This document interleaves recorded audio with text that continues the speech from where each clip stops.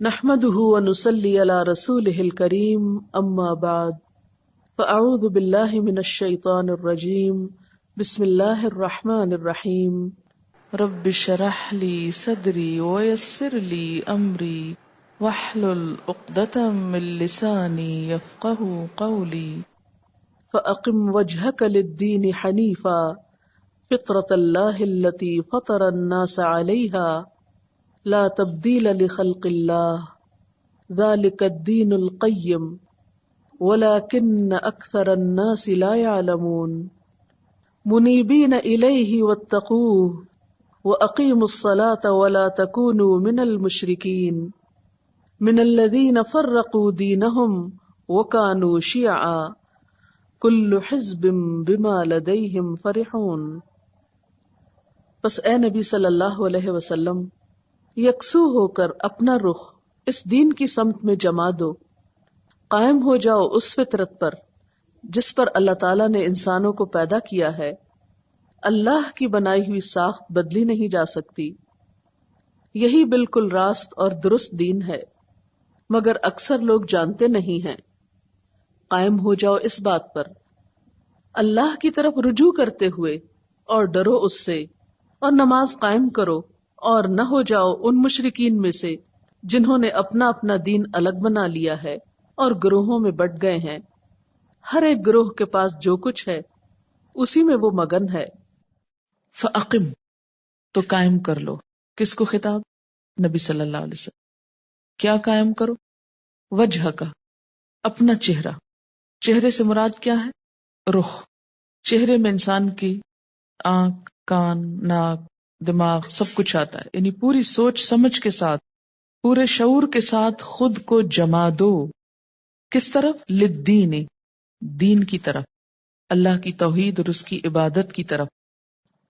حنیفاً، یکسو ہو کر، یعنی خواہشات کی پیروی نہ کرو، پوری یکسوئی کے ساتھ اپنے آپ کو دین کی طرف جما دو، دین کی طرف اپنا رخ پھیر لو۔ تمہاری فکر، سوچ، بول، خیالات سب کچھ مسلمان ہو، اور اس معاملے میں پوری طرح یکسو ہو جاؤ۔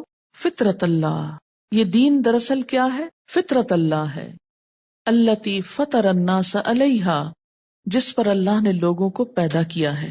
فطرت، فطرت کا لفظ فطرہ سے نکلا ہے۔ فطرہ کہتے ہیں تخلیق کرنے کو، تراش خراش کو خوبصورت تخلیق کرنا۔ فطرہ خوبصورت تخلیق کرنا۔ فطر الناس، لوگوں کو بہت اچھی طرح تخلیق کیا، اور فطرت سے مراد تراش ہے، تراش۔ فطرہ تراشا، خوبصورت تخلیقی۔ فطرت اللہ، اللہ کی بنائی ہوئی ساخت، تراش، جس پر اللہ نے لوگوں کو پیدا کیا ہے۔ تو فطرت سے مراد یہاں پھر کیا ہے؟ اس سے مراد یہاں وہ استعداد ہے، وہ صلاحیت ہے جو بندوں کے اندر رکھی گئی۔ کس کام کے لیے؟ اللہ کی پہچان کے لیے، دین پر چلنے کے لیے۔ فطرت بمانا ساخت، بمانا تراش، خلقت کا معنی بھی کر سکتے، یعنی وہ مخصوص ڈھانچہ جس پر انسان پیدا ہوا، وہ مخصوص صلاحیت جو انسان کو دی گئی۔ اور وہ مخصوص صلاحیت کیا ہے؟ کہ انسان اپنے رب کو پہچان جائے۔ اپنے رب کو پہچاننے کی جو صلاحیت انسان کو بخشی گئی، یہی دراصل دین ہے، اصل دین، دین فطرت جس کو بولتے ہیں۔ لا تبدیل لخلق اللہ، نہیں بدلا جا سکتا اللہ کی ساخت کو، اللہ کے اس طریقے کو جس پر اس نے لوگوں کو پیدا کیا۔ یعنی فطرت میں رب کی طلب موجود ہے، انسان اپنی نیچر کے اعتبار سے رب کا ضرورت مند ہے۔ ہر انسان کے اندر عبودیت کا جذبہ کہ ما خلقت الجن والانس الا لیعبدون وہ موجود ہے۔ سب کی پیدائش، خواہ وہ کوئی کافر ہو یا مسلمان، اس خاص فطرت پر ہوتی ہے، جس کو آپ انسٹنکٹ بھی کہہ سکتے ہیں، جس کی طرف عہد الست میں بھی اشارہ کیا گیا۔ یعنی انسان کو سب سے پہلے اللہ کی پہچان کروا کے دل کے اندر وہ ایک طرح کی پہچان رکھ دی گئی. اب انبیاء جو آئے انہوں نے کیا کیا؟ لوگوں کو اس اصل کی دوبارہ یاد دہانی کرائی. یہ بالکل ایسے ہی ہے کہ جیسے زمین کے اندر ایک صلاحیت ہوتی ہے اگانے کی، استعداد ہے نا. اللہ نے زمین کی فطرت کیا رکھی ہے؟ جب بھی اس میں بیج پڑے وہ اس کو اگائے، یعنی تخلیق کی صلاحیت ہے اس کے اندر، کچھ پیدا کرنے کی. اسی طرح انسان کے اندر بھی زمین کی طرح ایک صلاحیت ہے، استعداد ہے. وہ کس بات کی ہے؟ کہ جب اس کے اندر پیغمبروں کی طرف سے لائی ہوئی خیر کی بات ڈالی جائے تو وہ ایک بیج کی طرح اندر سے پھر پنپ اٹھے. وہ کلمہ طیبہ ایک پورا درخت بننے کی صلاحیت رکھتا ہے. لا تبدیل لخلق اللہ، اللہ کی خلق کو تبدیل نہیں کیا جا سکتا، یعنی اس حقیقت کو بدلا نہیں جا سکتا. ذالک الدین القیم، یہی ہے درست دین، یعنی وہ دین جس کی طرف یکسو اور متوجہ ہونے کا حکم دیا گیا. فَأَقِمْ وَجْهَكَ لِلدِّينِ حَنِيفًا، جو فطرت کا تقاضا ہے. وَلَكِنَّ أَكْثَرَ النَّاسِ، لیکن اکثر لوگ لا یعلمون، جانتے نہیں، علم نہیں رکھتے، اس لیے بھولے ہوئے ہیں، بھٹکے ہوئے ہیں. تو بتانا کیا مقصود ہے؟ اگر کوئی انسان کسی انسان کو معبود بنا بھی لیتا ہے تو اس کے بنانے سے کوئی معبود بن نہیں سکتا. اگر آپ کسی پتھر کے بت کو خدا کہنا شروع کر دیں تو کیا خدا بن جائے گا؟ نہیں، وہ تو مخلوق ہی ہے. خالق تو بس کوئی اور ہے، اللہ اکیلا. لہذا مخلوق کو خالق سمجھنا فطرت کے خلاف چلنا ہے. یہ آیت ذرا سی مشکل آیات میں سے ہے. اب میں اس آیت کو پڑھوں گی، آپ ذہن میں سوچیے کیا سمجھ میں آپ کو.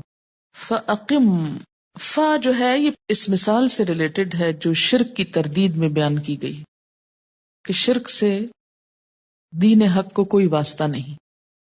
لہٰذا اے پیغمبر صلی اللہ علیہ وسلم، فَأَقِمْ وَجْهَكَ لِلدِّينِ حَنِيفًا، آپ اپنا رخ جما دیجئے دین کی طرف بالکل یکسو ہو کر. اور دین سے یہاں مراد کیا ہے؟ اللہ کی توحید اور اللہ کی عبادت.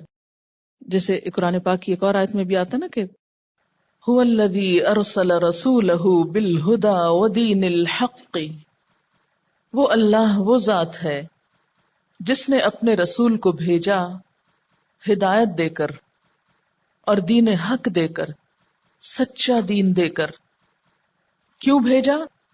لیظہرہ علی الدین کلہ، تاکہ اس کو غالب کر دے اوپر دین کے سارے اس کے.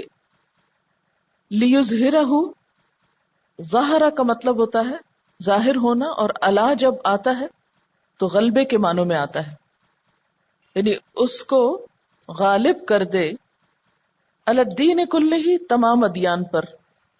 یعنی دین کے نام پر جتنی بھی ایکٹیویٹی اس سے پہلے ہے اس سب پر اس کا غلبہ نظر آنے لگے. وَلَوْ كَرِهَ الْمُشْرِكُونَ، خواہ مشرک ناپسند ہی کریں، خواہ مشرکوں کو یہ کتنا ہی ناگوار گزرے. یہ غلبہ کس اعتبار سے تھا؟ نمبر 1 دلائل کے اعتبار سے. اور یاد رکھیے کہ دلائل کے اعتبار سے یہ غلبہ آج بھی دین اسلام کو حاصل ہے. پھر ایک وقت ایسا تھا کہ جب دنیاوی اعتبار سے، مادی اعتبار سے اور ایک رواج کے اعتبار سے بھی یہ دین دنیا میں غالب آیا، دنیاوی غلبہ بھی اس کو حاصل ہوا. آج اگر نہیں ہے، آج علمی اور دلائل کے اعتبار سے تو غلبہ ہے، لیکن عملی طور پر یہ غلبہ نظر نہیں آتا.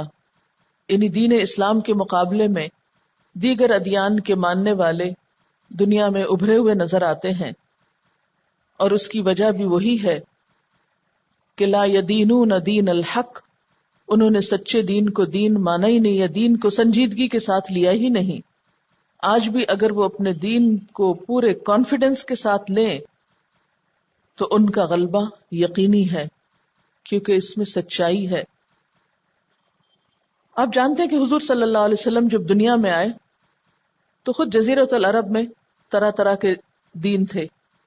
مثلا مشرکین عرب کا ایک دین تھا جس کو وہ دین ابراہیمی کہتے تھے.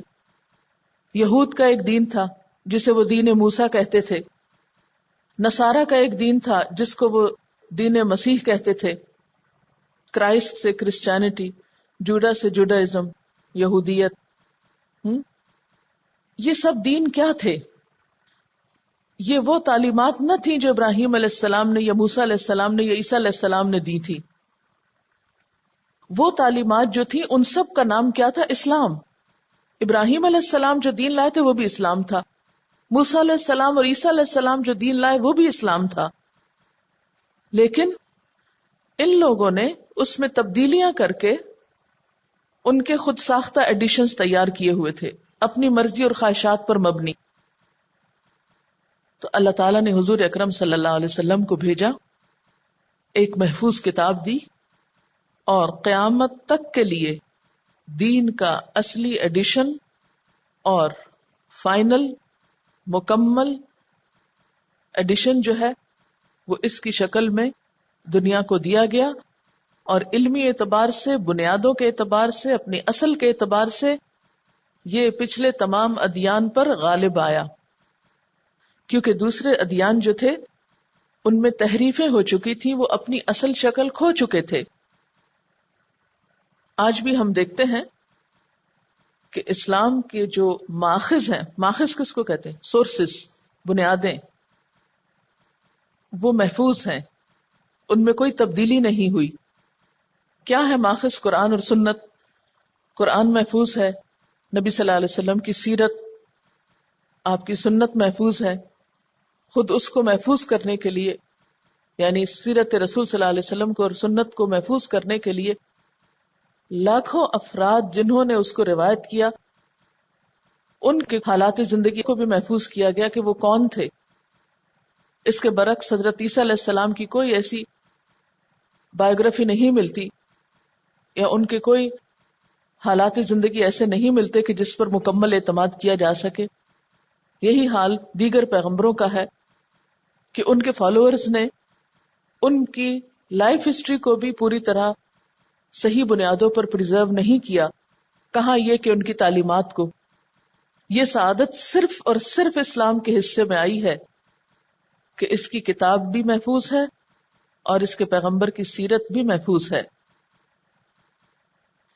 هو الذی ارسل رسولہ بالہدی، یعنی دین اسلام کو بھیجا ہے آپ صلی اللہ علیہ وسلم کے ذریعے تاکہ اسے باقی تمام چیزوں پر غالب کر دیا جائے.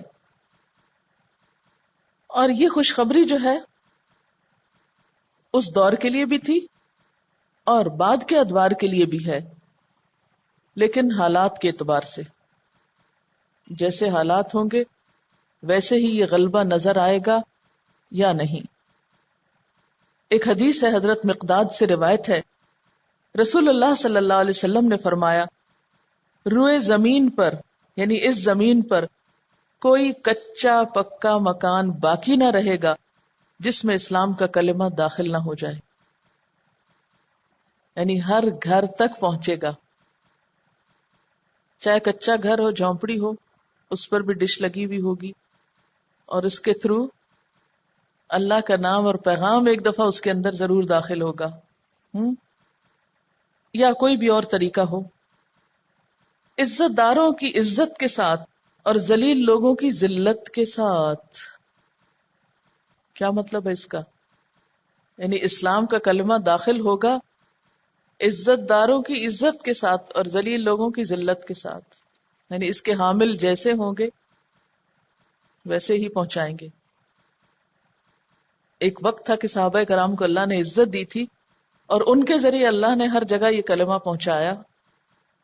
اور ایک آج ہم جیسے لوگ ہیں جو دنیا میں ذلیل و خوار ہو رہے ہیں، اور ہماری وجہ سے پھر دین کو بھی وہی مقام مل رہا ہے، حالانکہ وہ بہت بڑی سچائی ہے.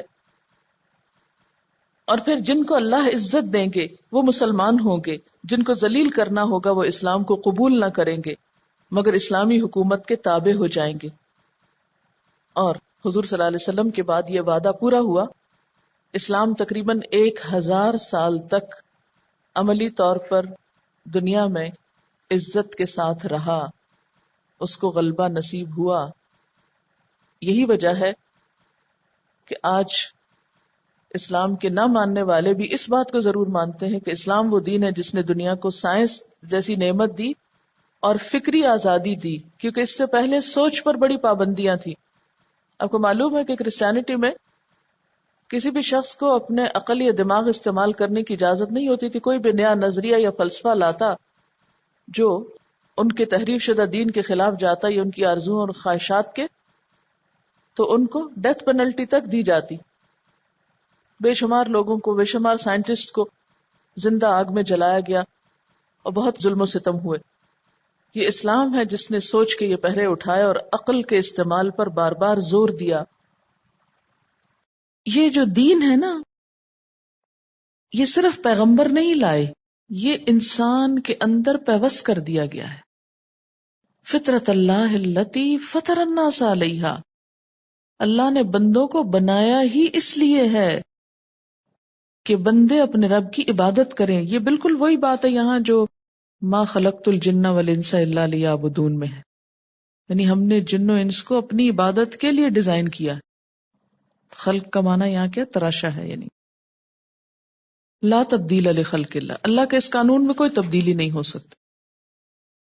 اس کا یہ مطلب نہیں کہ دنیا میں کوئی شخص غیر اللہ کی عبادت نہیں کر سکتا، تو کر سکتا ہے، لیکن اصل فطرت وہی رہنی چاہیے یا رہے گی. قبولیت اسی کی ہے جس پر انسان کو پیدا کیا گیا، مطالبہ انسان سے وہی ہے.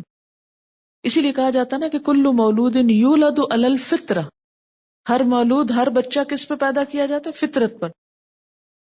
فَأَبَوَاهُ يُهَوِّدَانِهِ أَوْ يُنَصِّرَانِهِ أَوْ يُمَجِّسَانِهِ، پھر اس کے ماں باپ ہیں جو اسے بعد میں عیسائی، یہودی یا مجوسی بنا ڈالتے ہیں، اسے غیر فطری طریقے کی طرف لے چلتے ہیں. اس کی مثال ایسی جیسے آپ صلی اللہ علیہ وسلم نے فرمایا کہ ہر جانور کے پیٹ سے پورے کا پورا صحیح سالم جانور برآمد ہوتا ہے، لیکن پھر بعد میں کیا ہوتا ہے؟ اس کے مالک ان کے کان کاٹ دیتے ہیں. کوئی بچہ بھی کٹے ہوئے کان لے کے نہیں آتا. مشرکین اپنے اوہام جاہلیت کی بنا پر ان کے کان کاٹ ڈالتے تھے، چیر ڈالتے تھے، انہیں بتوں سے منسوب کر دیتے تھے. ذالک الدین القیم، یہی درست دین ہے جس پر انسان کی فطرت کو بنایا گیا.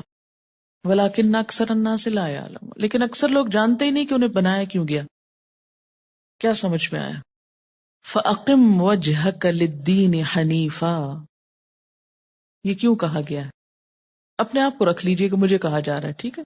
فَأَقِمْ وَجْهَكَ لِلدِّينِ حَنِيفًا، دین سے مراد کیا ہے یہاں؟ طریقہ، اللہ کی توحید اور عبادت کا طریقہ. یعنی شرک کرنے والے جو شرک کر رہے ہیں، آپ ادھر نہیں توجہ کریں، آپ توحید پر قائم ہو جائیں. اور یہ توحید ایسی چیز ہے کہ اللہ نے بندوں کو پیدا ہی اس پر کیا ہے، انسان کے اندر صلاحیت ہی اس کی رکھی گئی، لیکن بندوں نے اس فطرت کے اوپر پردے ڈال دیے. انسان کے اندر کی طلب نہیں بدل سکتی، اسی لیے انسان کو چین نہیں آتا شرک پر کبھی بھی. میرے ہسبینڈ کسی شخص کا واقعہ سنا رہے تھے کہ وہ کس طرح مسلمان ہوئے اور کس طرح صحیح عقیدے پر ہوئے. وہ کہہ رہے تھے کہ ان کے ایک دوست تھے، یعنی جس شخص کا واقعہ ہے ان کے ایک دوست تھے، تو بہت حکمت کے ساتھ انہیں دین کی طرف پھیر کے لائے. وہ کبھی ایک طرف کو جاتے، کبھی دوسری طرف کو جاتے، سب کچھ کرتے، لیکن ان کا کہنا یہ تھا کہ سب ریچولز کرنے کے باوجود دل کو چین نہیں آتا تھا، کبھی دل خوش نہیں ہوتا تھا، حقیقی خوشی نہیں نصیب ہوتی تھی، حقیقی اطمینان حاصل نہیں ہوتا تھا. اور جب خالص توحید کی طرف پلٹے تو چین آ گیا. تو جب تک انسان اپنی اصل فطرت پہ نہیں پلٹا اس کو چین نہیں آتا. یہ بالکل ایسی فطرت کو آپ یوں سمجھے جیسے انسان کی عادات ہوتی ہے نا کچھ، مثلا کھانے پینے کی ہیبٹس ہیں. آپ کی ہیبٹ میں ہو سکتا ہے کہ روٹی کھانا ہو، بنگالیز کی ہیبٹ میں کیا ہے؟ چاول کھانا. اب یہ ان کی ایک فطرت کا حصہ بن گیا نا، عادت کا ایک حصہ بن گیا، نیچر کا. آپ ان کو جو چاہیں کھلا دیں، جب تک وہ نہیں کھلائیں گے جو ان کی نیچر میں ہے، پیٹ تو بھر لیں گے لیکن چین نہیں آئے گا، ایسے لگے کہ کچھ کھایا ہی نہیں۔ اسی طرح آپ جو چاہیں کھا لیں، چاہے جتنا بھی پیٹ بھر لیں، لیکن جب تک وہ ایک بنیادی فوڈ کا حصہ نہیں کھاتے تو آپ کو چین نہیں آتا، اب لگتا کچھ نہیں کھایا۔ یا اسی طرح اگر آپ مخصوص طریقے پر پکا کر کوئی کھانا کھاتے ہیں تو بے شک آپ باہر جتنے بھی کھانے کھاتے رہے، آپ کو چین نہیں کہ جب تک آپ اپنے اس مخصوص طریقے پر بنا کر نہیں وہ کھاتے۔ اچھا، وہ عادت کہاں سے پختہ ہوتی ہے؟ ماں باپ سے پختہ ہوتی، بچپن سے جو آپ بچوں کو کھلانا شروع کر دیں۔ مثلا جس کو مرچیں کھانے سے چین آتا ہے، جب تک وہ مرچیں نہ کھائے اسے لگتا ہے جسے اس نے کچھ کھایا نہیں، اس کا پیٹ نہیں بھرا، تو یہ بچپن سے ڈیولپ ہو گئی نا۔ اچھا، یہ جو عادات ہوتی ہیں، اب جو لوگ سائیکالوجی آپ میں سے پڑھے ہوئے وہ جانتے ہوں گے، ایک ہوتا ہے انسٹنکٹ اور ایک ہوتا ہے ہیبٹ، ٹھیک ہے نا؟ تو انسٹنکٹ کیا ہوتی ہے؟ جبلت ہوتی ہے، جس میں انسان کا اپنا دخل نہیں ہوتا کچھ، وہ بائی نیچر ہی انسان اس طریقے پر پیدا ہوتا ہے۔ مثلا ایک بچہ ماں کا دودھ پیتا ہے، اس کو کس نے سکھایا؟ پیدائشی ہے نا، تو یہ کیا ہے؟ جبلت اس کو بولتے ہیں۔ اسی طریقے پر اس کو پیدا کیا گیا، اس کے اندر پہلے سے پروگرامنگ کر دی گئی کہ اس نے یہ کرنا ہے، اس میں انسان کی اپنی کوئی چیز نہیں ہے، آپ نے اس کو کوئی ٹریننگ نہیں دی، وہ پیچھے سے ہی لے کر آیا۔ چاہے چند گھنٹے کا بچہ ہو، وہ بھی اپنے اس کام کو جانتا ہے کہ اس نے اپنا رزق کیسے تلاش کرنا ہے، جبلت ہے نا۔ اچھا، اب اس میں عادت کب شامل ہوتی ہے؟ جب انسان کو ایک خاص طریقے پر دنیا میں آنے کے بعد کچھ چیزوں کا عادی کیا جاتا ہے۔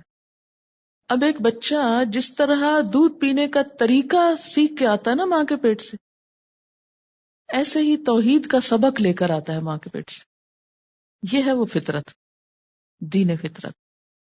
لیکن جب بچہ باہر آ جاتا ہے تو اب مائیں کیا کرتی ہیں؟ بچوں کو جیسے مرچیوں کا عادی کر لیتی ہیں یا کسی خاص کڑوی چیز کا عادی کر لیتی ہیں، تو اسی طرح جو ماں باپ عیسائی یا یہودی ہوتے ہیں وہ ان کی توحید کے اندر خلل اندازی کر کے شرک کا ان کو عادی کر دیتے ہیں، پھر وہ اس کے عادی ہو جاتے ہیں، پھر وہ بڑے ہوتے ہیں۔ بسا اوقات ضمیر بے چین کرتا ہے انسان کو، لیکن چونکہ سارا ماحول اس اندھیرے میں ڈوبا ہوتا ہے اس لیے کچھ سمجھ میں نہیں آتی، وہ روشنی نہیں ملتی۔ ایسے ہی لوگ اگر تعصبات کے پردے ہٹا کر کسی وقت دین حق تک پہنچتے ہیں تو روشنی کو دیکھتے ہی ایمان لے آتے ہیں، جیسے وہ نجاشی اور حبشہ کے لوگ اور بہت سے لوگ جو ایمان لائے فرعون کے دربار میں، جو جادوگر تھے، یہ سب کہ ایک دم پردے چاک ہوئے اور انہوں نے دیکھا حقیقت کو۔ یا حضرت ابراہیم علیہ السلام کی قوم کے لوگ بھی تھوڑی دیر کے لیے کیا ہوئے؟ چونکے کہ ہم کیا کر رہے ہیں، وہ پردہ ہٹا، انہوں نے دیکھا حقیقت کو، لیکن پھر جب نہیں قبول کیا تو دوبارہ پردہ آ گیا۔ اللہ تعالیٰ ہر انسان کو اس فطرت کے طریقے پر سمجھنے کا موقع دیتے ہیں، لیکن یہ الگ بات ہے کہ انسان کا ماحول اتنی سخت چیز ہے کہ وہ اس فطرت کو دبا جاتا ہے۔ مثلاً اس کو ایک اور مثال سے بھی سمجھیے، بات لمبی ہو جائے گی لیکن بات سمجھنے کی ہے۔ عورت کو اللہ تعالیٰ نے ایک خاص فطرت پہ پیدا کیا ہے نا، اس کے اندر جذبات رکھے۔ مرد کو اللہ تعالیٰ نے ایک اور فطرت پر پیدا کیا ہے۔ دنیا میں ہزاروں کوششیں اس بات کی ہو گئی کہ دونوں کو بالکل برابر کر دیا جائے، ایک جیسا لباس پہنایا جا رہا ہے، ایک جیسے حقوق دیے جا رہے ہیں، ایک جیسے کتابیں پڑھائی جا رہی ہیں، ایک جیسا ٹریٹ کیا جا رہا ہے۔ جتنی بھی مصنوعی کوششیں ہیں ان دونوں کے فرق کو مٹانے کی، ان سب چیزوں کے باوجود فطرت نہیں بدلتی۔ عورت کی سیٹسفیکشن اس وقت تک ہو نہیں سکتی جب تک کہ وہ ماں نہ بنے۔ مجھے واقعہ یاد آ رہا ہے کہ بہت قریبی جاننے والوں میں سے ایک بچی ہے جس نے بہت پڑھا لکھا، سب کچھ کیا، باہر چلی گئی۔ اس وقت وہ امریکہ کی ایک بہت بڑی فرم میں ایک بہت بڑی پوسٹ پر ہے، لیکن مسلسل نشہ آور دوائیاں کھانے کی اس کو ضرورت ہے، کیونکہ سب کچھ اچیو کرنے کے بعد بھی ہر وہ چیز جو ایک کیریئر میں ایک شخص چاہتا ہے لیکن اس کو چین نہیں، سکون نہیں۔ وہ کئی دفعہ ایکیوٹ ڈپریشن کا شکار ہو چکی ہے۔ کیوں ہوئی؟ ایک انسان اپنی کامیابی کس کو سمجھتا ہے؟ بڑی ڈگری ہو، بڑی پوسٹ ہو، بڑا گھر ہو، دنیا میں نام ہو، شہرت ہو، سب کچھ موجود ہے جس کی انسان تمنا کر سکتا ہے، لیکن صرف ایک چیز نہیں، وہ کیا کہ شادی نہیں ہوئی اور فیملی لائف نہیں ہے۔ وہ سب ایک طرف ہے، لیکن اس چیز سے چونکہ جان بوجھ کے انحراف کیا گیا، کیونکہ کامیابی کس کو سمجھا گیا؟ یہ تو حماقت سمجھی گئی نا، بے وقوف لڑکیاں شادی کر لیتی ہیں، بچے پیدا کرنے لگتی ہیں، پاگل گھروں میں بیٹھی رہتی ہیں، اپنی صلاحیتیں ضائع کرتی ہیں۔ اللہ نے اتنی عقل دی، ذہن دیا ہے، کچھ بن کے دکھانا چاہیے، اور مردوں کا تو خاص طور پہ مقابلہ کرنا چاہیے، ان کو تو ہرانا چاہیے۔ جب اس پالیسی پر عمل ہوا، کہاں تک ہرائیں گے؟ فطرت تو نہیں بدل سکتے، نہ اپنی بدل سکتے نہ مردوں کی بدل سکتے، یہ تو اللہ نے بنایا ہی اس طرح۔ تو انسان کی سیٹسفیکشن، انر سیٹسفیکشن ہوتی ہی اس وقت ہے جب انسان فطرت پر آ جاتا ہے، اپنی اصلیت پہ آ جاتا ہے، اس ساخت پہ آ جاتے ہیں، جس سے جگسا پزل ہوتی ہے نا، تو جگسا کے ہر پیس کو جب تک اپنی اصل جگہ پر نہ رکھا جائے تصویر نہیں مکمل ہوتی۔ اسی طرح انسان کی فطرت میں اللہ نے جو چیزیں رکھ دی، جب تک انسان اس پر نہیں آ جاتا، اس کی سیٹسفیکشن۔ کیوں کہا گیا لا ان اولیاء اللہ لا خوف علیہم ولا هم یحزنون؟ اللہ کے دوست نہ غمگین ہوتے ہیں نہ خوف کھاتے ہیں۔ کیوں؟ اس لیے کہ وہ فطرت پر ہوتے ہیں، یعنی انسان کے اندر دین کو قبول کرنے کی پوری صلاحیت موجود ہے، وہ تیار ہی اس لیے کیا گیا ہے، بنایا ہی اس لیے ما خلقت الجن والانس الا لیعبدون، ہمیں بنایا ہی اللہ کی عبادت کے لیے گیا ہے۔ جب تک ہم اس اصل پہ لوٹ نہیں آئیں گے، ہم کو چین آ ہی نہیں سکتا۔ ڈھونڈ رہے ہیں سکون ادھر ادھر ادھر ادھر، لیکن بھاگ رہے ہیں اس اصل فطرت کی طرف آنے سے۔ جب تک ادھر نہیں پہنچیں گے، جگسا کا معنی سمجھتے ہیں آپ؟ سب سمجھتے ہیں نا؟ سب نہیں سمجھتے۔ آپ یوں سمجھیں کہ جیسے ایک تصویر ہے جس میں پہاڑ ہیں یا پھول ہیں یا درخت ہیں یا کشتی بنی ہوئی یا گھر بنا ہوا، تو اس تصویر کو آپ کاٹ لیں پہلے، پھر ان کے ٹکڑوں کو مکس کر دیں، پھر کسی بچے سے کہیں یا خود ہی ان ٹکڑوں کو دوبارہ جوڑے اور اپنی اپنی جگہ پر رکھ دے۔ تو جب تک ہر ٹکڑا اپنی جگہ پر نہیں آئے گا تو وہ تصویر بگڑ جائے گی۔ جہاں پہاڑ ہے ان کو وہیں رکھنا ہوگا، جہاں پھول ہے ان کو وہیں لگانا ہوگا، جہاں پانی ہے اس کو وہیں رکھنا ہوگا۔ اگر پانی کی جگہ آسمان، آسمان کی جگہ پانی والا حصہ رکھ دیں گے تو چاہے رنگ برابر ایک جیسے ہی لگ رہا ہو، لیکن وہ تصویر نہیں بنے گی۔ یہ آیت بڑی اہم ترین آیتوں میں سے۔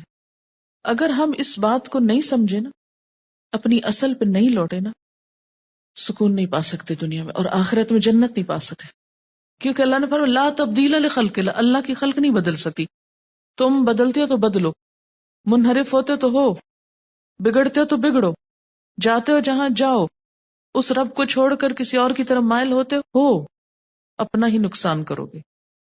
کچھ اس نے لاز نیچر میں رکھ دیے اور کچھ پیغمبروں کے ذریعے بھیجے۔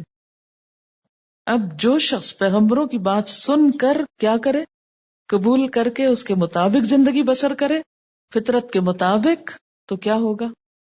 وہ خوشحال انسان ہوگا، چاہے اس کو کھانے کو 2 وقت روٹی نہ ملے، ایک وقت ملے اور ایک وقت بھوکا رہے، لیکن خوش ہوگا، پرسکون ہوگا، اس کو غم نہیں ہوگا، اس کو فکر نہیں ہوگا، کیونکہ وہ اپنے اصل رب کو پہچانتا ہے۔ اس کی پوری توجہ اقم وجہک للدین حنیف، پوری توجہ اپنے ٹارگٹ کی طرف، اپنے رب کی طرف، اس ہستی کی طرف۔ ذالک الدین القیم ولکن اکثر الناس لا یعلمون، لوگوں کی اکثریت، میجورٹی، ہاں کتنی پڑھی لکھی ہو، جب تک یہ بات نہیں جانتی وہ کچھ نہیں جانتی۔ اللہ سے ناراض ہو کے، اس کو چھوڑ کر، اس سے زیادہ کسی اور کو اہمیت دے کر، سب حماقت کی باتیں۔ آخرت کی جنت بھی اس کے لیے جو دنیا میں اس تصویر کو مکمل کر لے۔ یہ عبد القادر جیلانی کا ایک خطبہ ہے، اس میں بھی کچھ اس بات کی مزید وضاحت ہوگی۔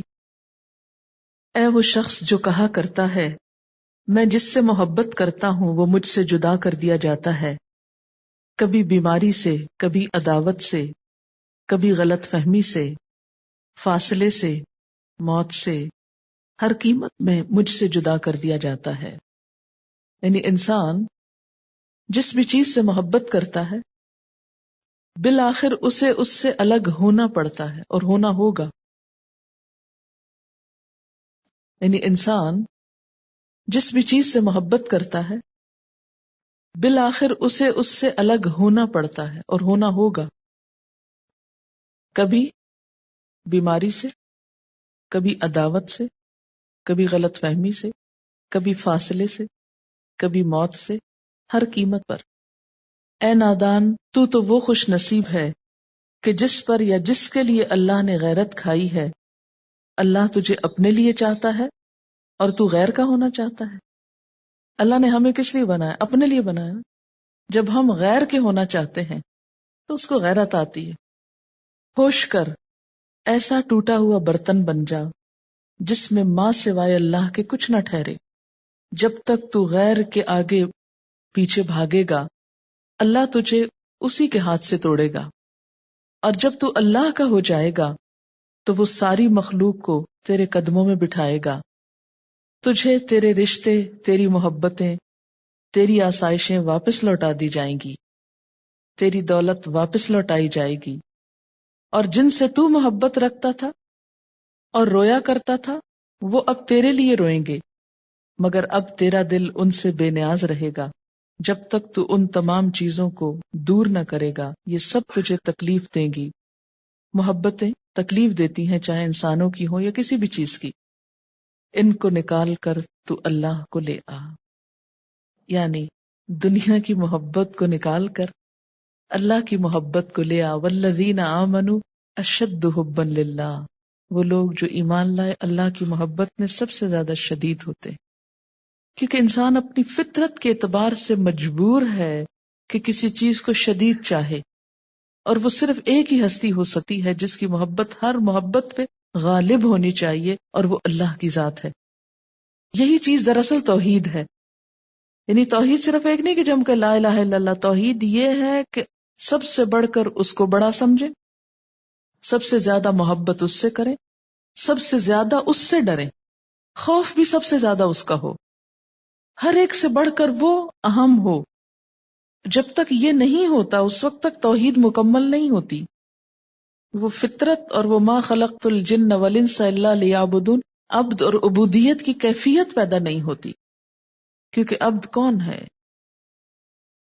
غلام، اور غلام تو اپنے آقا کا پورا محکوم ہوتا ہے نا، پوری طرح اس کے قبضے میں ہوتا ہے۔ جب تک ہم 100%، 99 بھی نہیں، 100% سبمٹ نہیں کرتے، اس وقت تک دنیا اور آخرت میں سکون نہیں پا سکتے۔ اللہ کے فیصلوں کو مان لینا، اس کی تقدیر پر ایمان رکھنا، اس کی طرف سے آنے والی خوشی، غم، دکھ، پریشانی، ہر چیز کو مان لینا۔ اللہ تیرا فیصلہ مان لیا۔ فَأَقِمْ وَجْهَكَ لِلدِّينِ حَنِيفًا، یکسو ہو کر۔ یکسوئی کیا ہے؟ کہ اللہ تعالیٰ کی ذات اس طرح، یہ بالکل ایسے نہیں جیسے مثلاً یہ سفید بورڈ ہے، اس کے اوپر ایک سیاہ نقطہ ہو تو اس کو آپ غور سے دیکھتے چلے جائیں اور اس کے بعد آنکھ بند کریں تو آپ کو کیا نظر آئے گا؟ وہی ایک نقطہ۔ یعنی اس طرح اقم وجہک، اتنا زیادہ یکسو ہو جاؤ، قائم کر لو، جس میں کوئی حرکت نہ ہو، کوئی ادھر ادھر دیکھنا نہ ہو، کچھ نہیں، بس صرف اس کی طرف، صرف اس کے ہو جاؤ۔ یہ ہے اصل توحید۔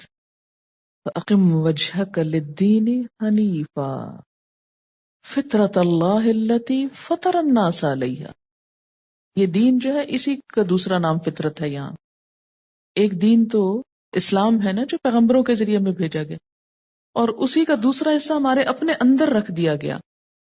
اللہ نے ہم کو بنایا ہی اس طریقے پر ہے، ہماری بھلائی یہ ہے کہ اصلی طریقے پہ آ جائیں۔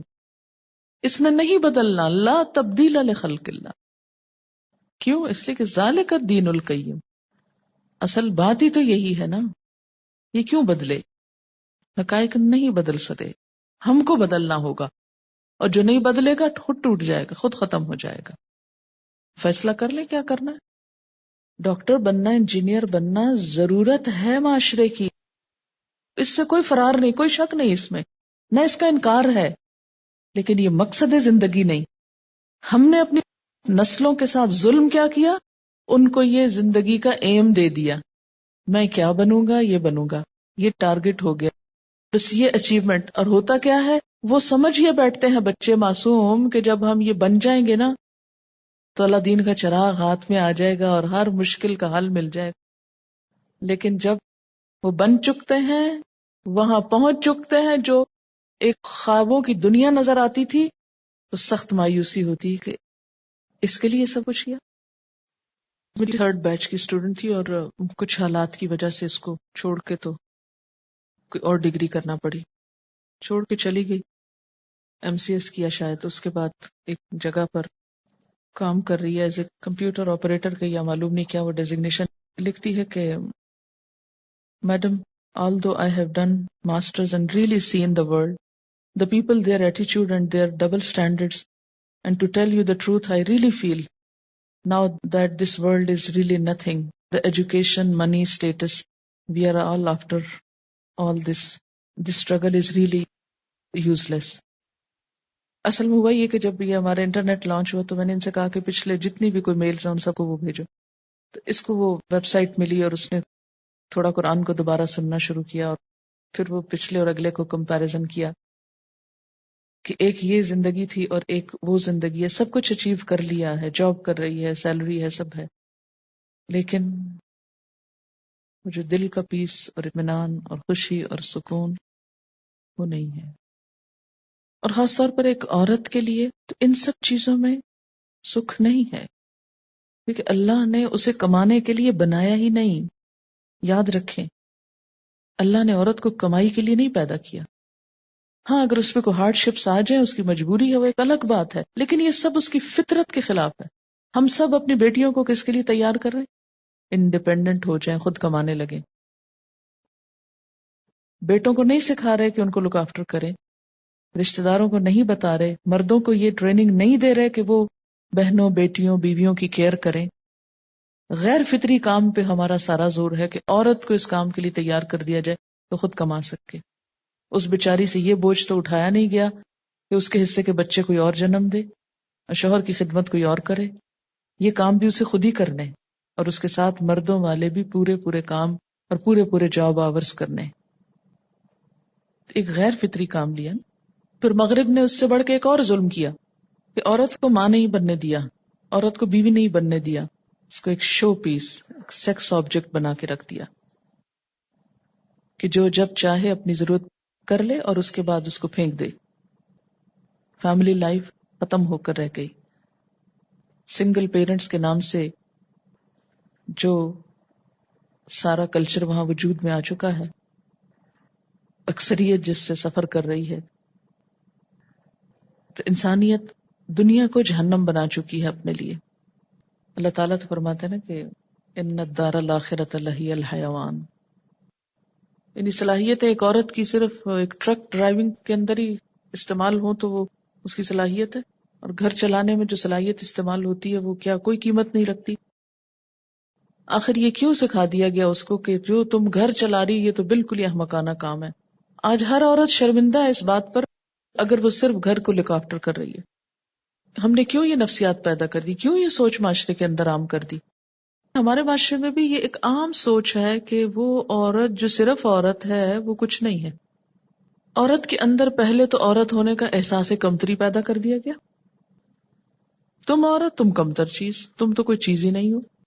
ایک فوج بھی نوکروں کی وہ سکون نہیں دے سکتی جو ایک فیملی کے اندر ایک بچے یا شوہر دے سکتا ہے. پہلے عورت کو یہ احساس کمتری دی گئی کہ تم عورت ہو، پھر اس کو یہ سکھایا گیا کہ مرد بنو، پھر تمہارا کوئی نام ہوگا اور تمہاری کوئی ویلیو ہوگی، اور یہ کہہ کر اس کو ان کاموں پہ لگا دیا گیا جن پہ لگنا اس کی ضرورت نہ تھی. اگر ہم کچھ بھی مصنوعی ریزنز کی وجہ سے یہ مصنوعی پیدا کر دیں نا، ہمارے معاشرے کی ایک ضرورت بنا دی گئی کہ جو عورت نوکری کرے تو تبھی گھر چلے گا. ان مصنوعی ریزنز کی وجہ سے ہم نہ مانے اس اصل کو تو نہ مانے، لیکن فطرت نہیں بدلے گی. اس لیے کہ جب آپ اصل سڑک سے ہٹ جائیں نا کسی منزل تک پہنچنے کے لیے، اور آپ کوئی سائڈ سڑک لے لیں تو پھر آپ بھٹکتے جائیں، ایک کے بعد ایک جگہ پہ غلط نکلتے چلے جائیں. تو جب تک اصل پر ذالک الدین القیم، اللہ کی بنائی ہوئی فطرت یہ اصل طریقہ ہے، اس پر آؤ گے تو صحیح طریقے پر آؤ گے، اور جب تک اس کو نہیں پکڑو گے ایک کے بعد ایک کھائی میں گرتے چلے جاؤ گے. اچھا، یہ جو اللہ تعالیٰ فرماتے ہیں نا وَلَٰكِنَّ أَكْثَرَ النَّاسِ لَا يَعْلَمُونَ، اکثر لوگ جانتے ہی نہیں، علم ہی نہیں رکھتے. کس بات کا علم نہیں رکھتے؟ اپنے مقصد تخلیق کا. اس پر ایک بڑی دلچسپ پوئم ہے، شاید آپ کی نظر سے گزری ہو، لیکن میں تھوڑی سی پڑھ کے سنا دیتی ہوں. یہ ایک جرمن پوئٹ ہے، اس کا نام ہے ہائیڈلبرگ کا ہے. یہ پوئم کا نام ہے The Fish and I. The other day I went to the sea and asked a fish, "Do you know who made the ocean? And you in it? And for what?" The fish gave me a puzzled look and said, "I don't know, and I don't care as to who made the ocean and put me in it, and for what. Hoo-ha. I don't like such questions. I have no time. Can't you see how busy I am? I have to run for food continuously and watch myself day and night that no one catch me or eat me alive. Man, you can't imagine how hard is life. No, no, I have no time for such questions. Why don't you go and ask some man? Over there you see that man? He does nothing but catch fish all day. I bet he has time. And by the way, I have heard it said that man has a mind with which to think. You see, I am just a fish, a poor animal. I have no mind. So use your brain. Go ask that man and leave me alone. I went to the man and asked him, "Sir, do you know who made this world, this earth, the moon, the stars, the skies above and the universe beyond, floating in time and space? Who began it all and put man in it? There must be some purpose, and man must seek his maker." The man got up from his slumber and shouted at me angrily, "Get away from here. Go get lost somewhere with all your questions. You frightened my fish away. What do I care? What good is there in such useless questions? What difference does it make as to who made it all and put man here? And as regards the purpose, hoo-ha, what a silly question. Between you and me, what's there in it for me? Can't you see how busy I am? I have no time. You know how hard is life? Or no one ever told you about the rising prices, the corruption, the scandals of heroin and AIDS, the rising flood of pollution and crimes? The hell they cry about in churches may be far out there, but the one we have ourselves made is right down here. With 1,000 things to worry about, I can hardly sleep. And on top of all this, here come you with your foolish questions. Go get lost and think yourself all such thoughts, but leave me alone. I have no time. The man went back to sleep. The fish went away. The ocean kept on rolling. It was getting dark on the deep. I came back home. What could I do? But somehow or the other, the thought keeps on coming back again and again that man has fallen to the level of a fish, or even lower. What a fall it is, my countrymen. How sad it is that a few are left who have the time and can still think about such questions. Let's make a pause and think like men while we are here, for no one knows when the call may come to depart from here forever and ever. Let's find some time to think of the one who made it all and put us here. His door is open and he is very near for everyone who seeks him.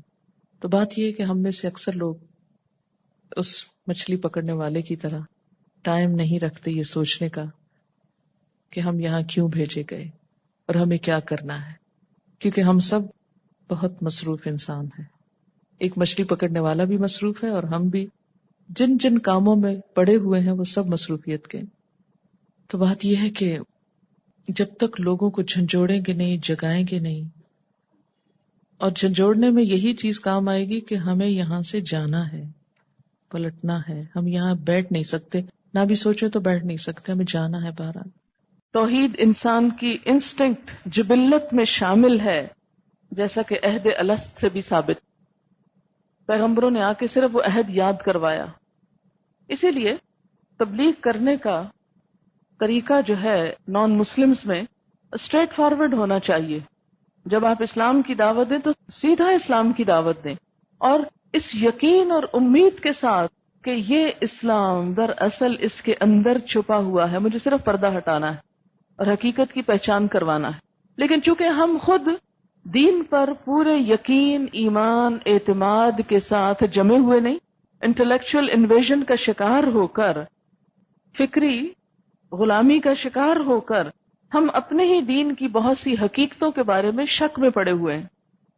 جب ہم شک و شبہ کا شکار ہیں تو اس کا نتیجہ کیا ہے کہ ہم کسی کو بھی اسلام کی بات بتاتے ہوئے شرماتے ہیں، ڈرتے ہیں، جھجکتے ہیں، خوف کھاتے ہیں، اعتماد کی کمی کا شکار ہوتے ہیں، کیونکہ ہمیں یقین نہیں ہوتا کہ ہم سچ کہہ رہے ہیں.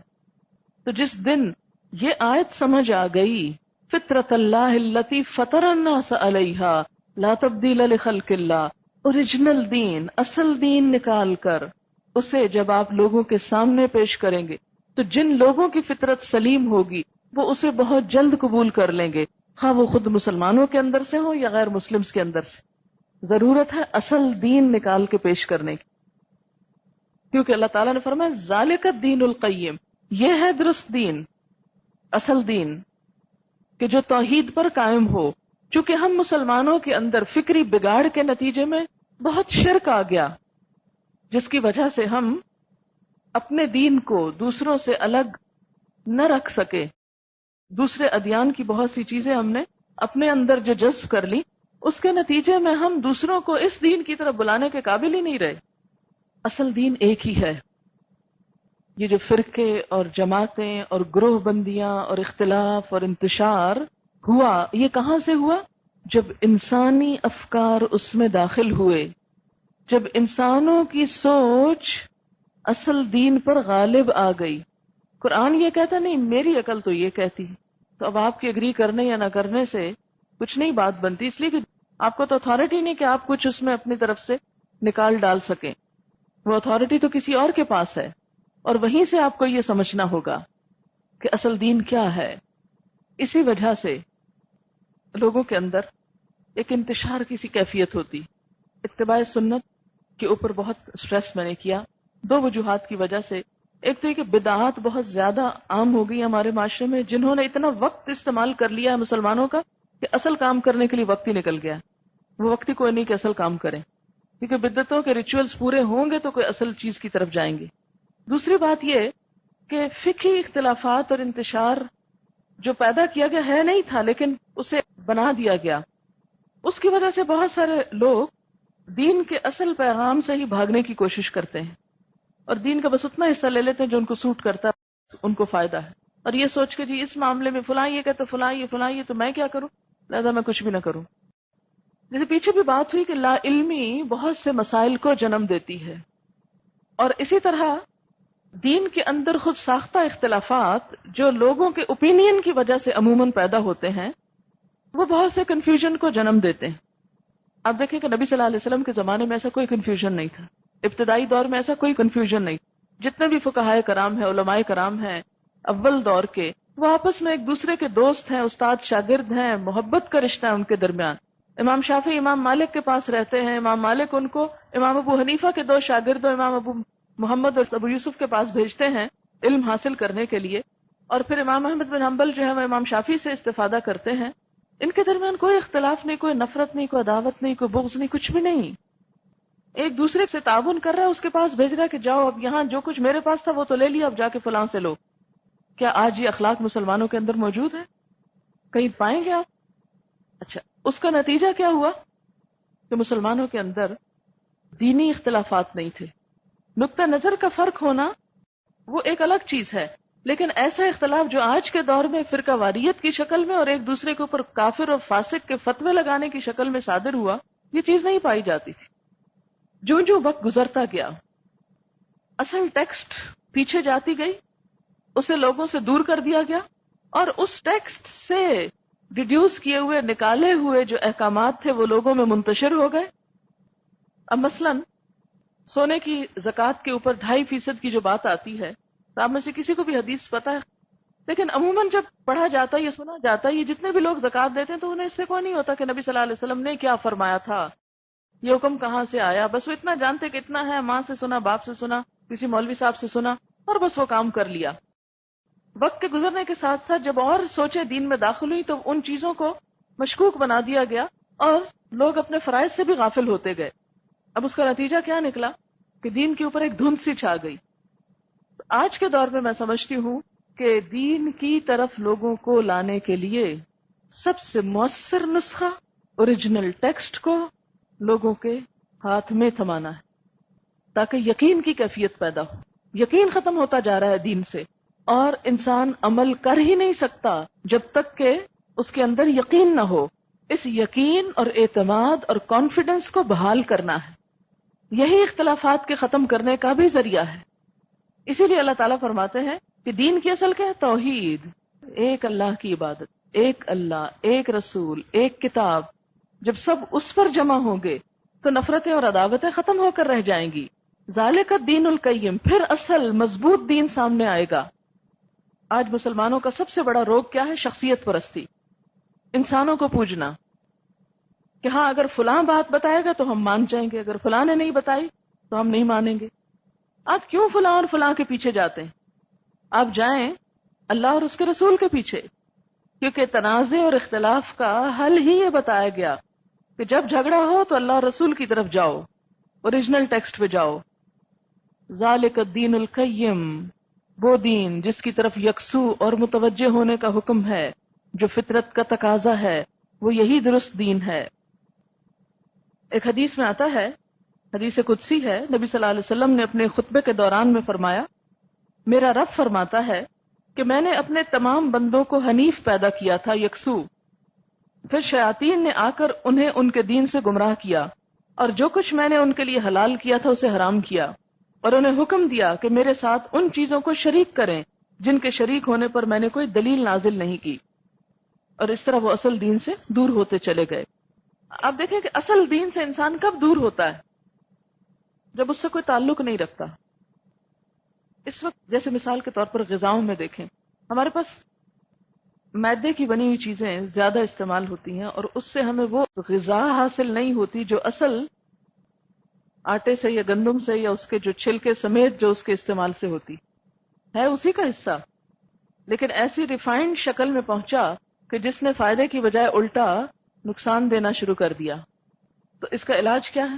اصل کی طرف لوٹ جائیں، چھلکے سمیت لیں اس کو، بہت سی بیماریاں خود بخود دور ہو جائیں گی۔ بیسکس کی طرف لوٹ جائیں۔ تو دین میں بھی جب تک ہم بیسکس کی طرف نہیں لوٹیں گے، اپنی تمام تر کوششوں کا مرکز و محور اللہ کی ذات کو نہیں جب تک بنائیں گے، اور انسانوں میں جب تک صرف محمد صلی اللہ علیہ وسلم کو ایک سینٹرل پلیس نہیں دیں گے، اس وقت تک مسائل حل نہیں ہو سکتے۔ جب تک ہم یہ کہتے رہیں گے کہ میرا امام اور میرا بزرگ اور میرا رہنما یہ کہتا ہے، اور دوسرا کہے گا میرا رہنما یہ کہتا ہے، تو لازمی طور پر اختلافات جنم لیتے رہیں گے۔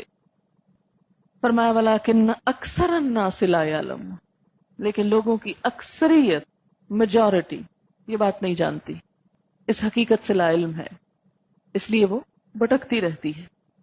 بار بار اس حقیقت کو دہرایا کریں کہ جو کچھ بھی ہم کر رہے ہیں اس کی اصل اسپرٹ کیا ہے، کیوں کر رہے ہیں، کس کے لیے کر رہے ہیں، کیا چاہتے ہیں؟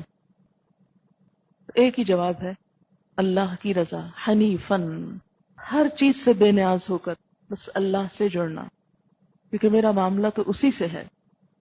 انسانوں کے آگے تو ہم جواب دے نہیں، اور اگر ہوں بھی تو ان کو ہم دھوکہ دے سکتے ہیں، مگر اللہ کو دھوکہ بھی نہیں دیا جا سکتا۔ اکثر الناس لا یعلمون، دنیا کی اکثریت کا جو مذہب ہے وہ شرک، کفر ہے۔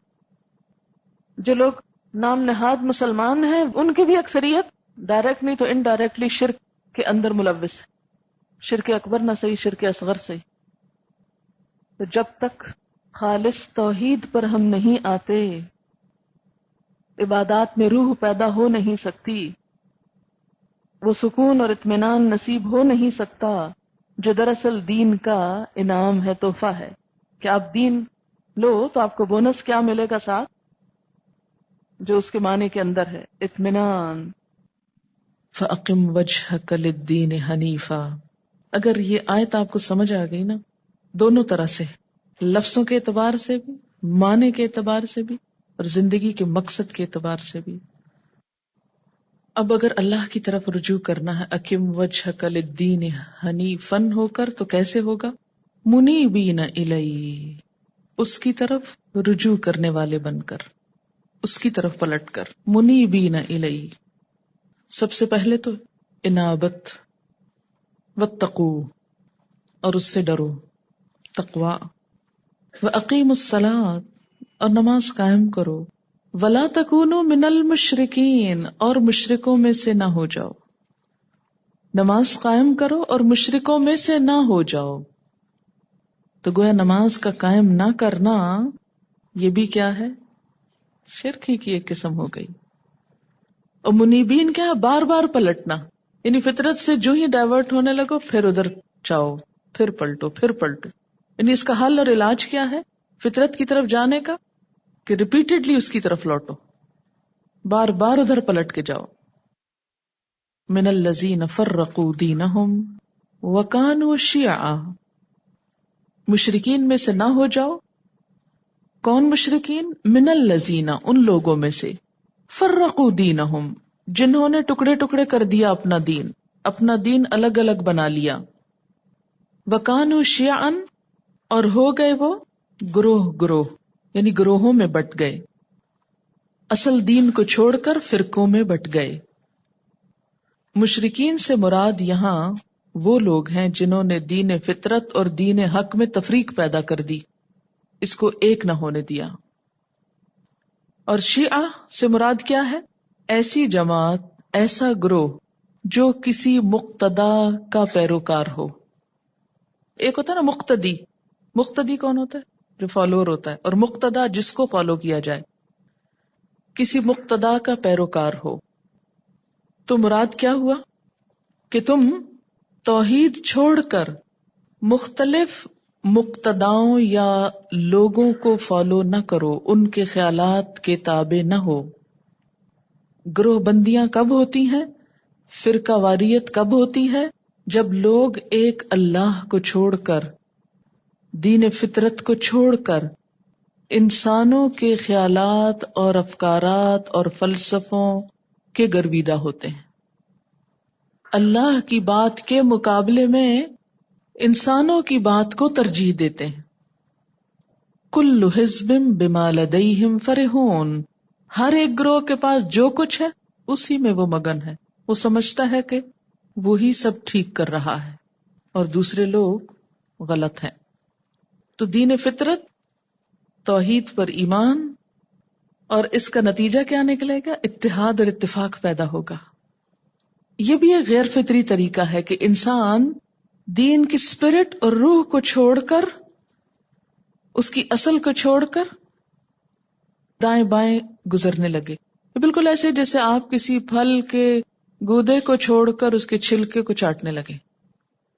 مثلا کسی بھی پھلدار درخت کی ٹہنیاں کھا کر آپ مزہ نہیں اٹھا سکتے، اس کی برانچز میں جا کے اصل لطف نہیں پا سکتے. غذائیت اور لطف اور سیٹسفیکشن کب ہوگی؟ جب آپ پھل کے اصل حصے کو لیں گے. اسی طرح دین کے اصلیت اور اصل روح کو چھوڑ کر اگر آپ سائیڈ ایشوز میں گھس گئے اور ان کی طرف چل پڑے تو پھر دین کا لطف نہیں اٹھا سکو گے. وآخر دعوانا ان الحمد للہ رب العالمین. سبحانک اللہم وبحمدک نشہد ان لا الہ الا انت نستغفرک ونتوب الیک. والسلام علیکم ورحمۃ اللہ وبرکاتہ.